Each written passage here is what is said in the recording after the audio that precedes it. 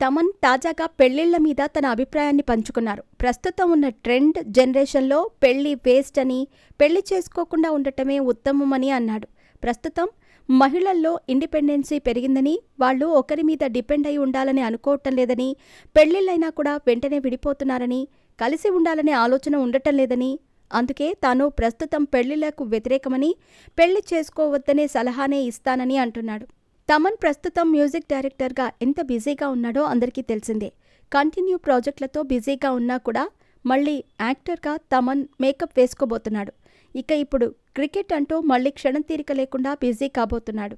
ఈ క్రమంలో తాజాగా ఓ పాడ్కాస్ట్లో తమన్ పెళ్లి గురించి మాట్లాడిన మాటలు ఇప్పుడు వైరల్ అవుతున్నాయి. ప్రస్తుతం ఉన్న జనరేషన్లో పెళ్లి అనేది వేస్ట్ అన్నట్టుగా తమన్ చెబుతున్నాడు.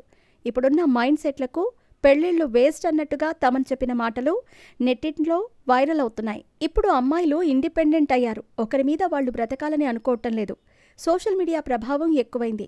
ఇన్స్టాగ్రామ్ వాడకం ఎక్కువైంది. జనాల మైండ్ సెట్ మారింది. కలిసి ఉండే ఆలోచన ధోరణి మారిపోయింది. పెళ్లి చేసుకున్నా కూడా వెంటనే విడిపోతున్నారు. అందుకే నేను ఈ పెళ్లిళ్లు ఇప్పుడు వేస్ట్ అంటున్నాను. నన్ను ఎవరైనా సలహా అడిగితే మాత్రం పెళ్లి వద్దు అని అంటాను అని తమన్ చెప్పుకొచ్చాడు.